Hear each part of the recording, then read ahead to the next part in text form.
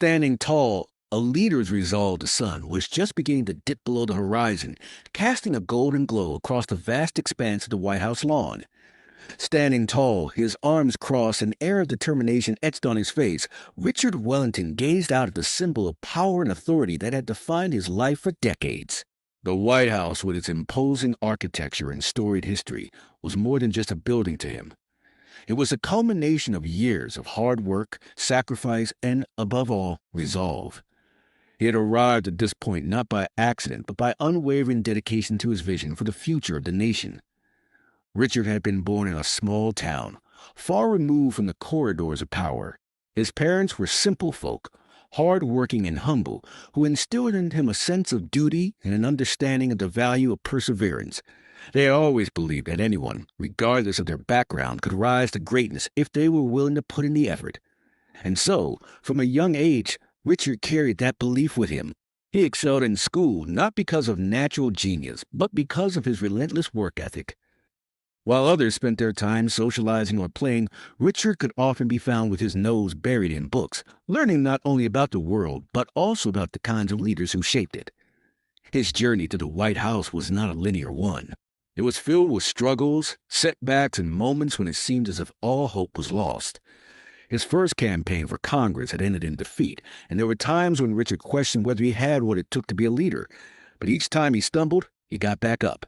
He realized that true leadership wasn't about avoiding failure. It was about facing it head-on, learning from it, and moving forward with even more determination. When he finally secured a seat in the Senate, it was a testament to his unyielding resolve. But the work was far from over. Washington, D.C. was a city of power plays and partisan struggles. It was easy to get lost in the noise of the Capitol Hill, to succumb to the pressure of special interests, and to abandon one's principles. But Richard Wellington was different. He made a promise to himself. He would never compromise on his values. He would be the kind of leader who put the people first, who made decisions based on what was best for the country, not what was most convenient for his career. It was this commitment to integrity that earned him the respect of even his fiercest critics. He wasn't the loudest voice in the room, but when he spoke, people listened. His words were carefully chosen, his ideas grounded in reality, and his actions were always driven by a genuine desire to serve.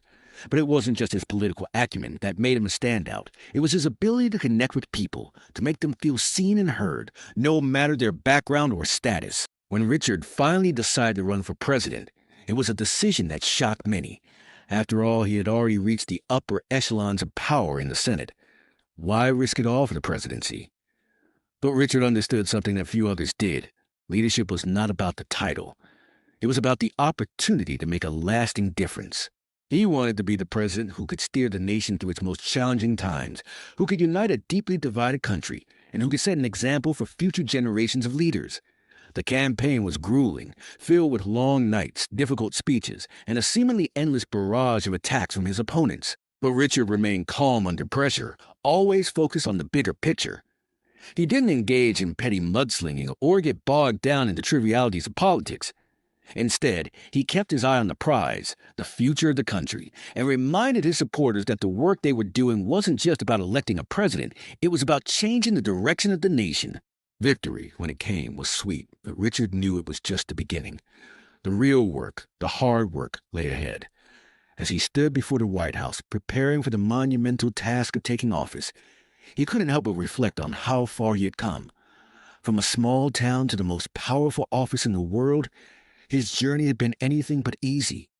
But it had been worth it. He had built a legacy based on hard work, integrity, and most importantly, an unwavering resolve to do what was right. Now, as president, Richard faced a world that was more divided than ever.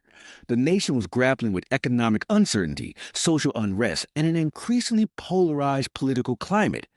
The challenges were immense, but Richard was undaunted. He had always believed that adversity was an opportunity in disguise, a chance to bring about real change.